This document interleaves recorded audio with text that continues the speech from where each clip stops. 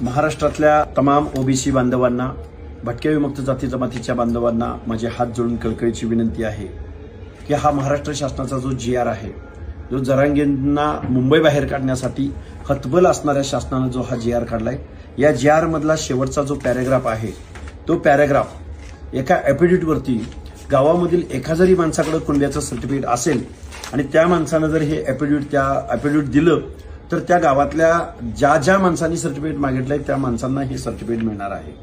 याचा सरळ अर्थ असा आहे की या GR द्वारे जो बोगस कुणबी सर्टिफिकेटचा सुळसुळाट गेल्या दोन वर्षापासून महाराष्ट्रात आहे, त्याच्यामध्ये आता जास्त प्रमाणात वाढ होणार आहे आणि बोगस कुणबी सर्टिफिकेटद्वारे महाराष्ट्रामध्ये बेकायदा सर्टिफिकेटचा सुळसुळाट या महाराष्ट्रामध्ये होणार आहे आणि पर्यायानं या GR द्वारे ओबीसीच्या आरक्षणाच्या नरडीचा घोट घेण्यात आलेला आहे। ओबीसी बांधवांना आमचे हात जोडून कळकळीची विनंती आहे की तुम्ही उद्या तहसील कार्यालयावरती, जिल्हाधिकारी कार्यालयावरती ज्याला जमेल तिथं त्या माणसांनी या GRची पहिल्यांदा होळी करायची आहे आणि तहसील कार्यालयामध्ये, जिल्हाधिकारी कार्यालयामध्ये आपलं निवेदन द्यायचं आहे। आत्ता जर तुम्ही नाही उठला, आत्ता जर तुम्ही नाही बोलला तर याचे परिणाम तुम्हाला येऊ घातलेल्या 5 वर्षामध्ये बघायला मिळतील।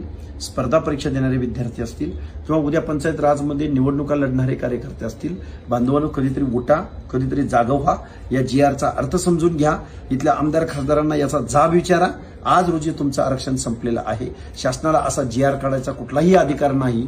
राज्य मागासवर्ग आयोगाच्या शिफारशीशिवाय अशा पद्धतीचं एक्झर्शन करण्याचा शासनाला अधिकार नाही। तरी पण झुंडशाहीच्या बळावर एका चौथी नापास माणसाच्या सांगण्यावरून जर हे घडत असेल तर ओबीसी बांधवांनो, आज रोजी तुमचं आरक्षण या GR द्वारे संपलेलं आहे।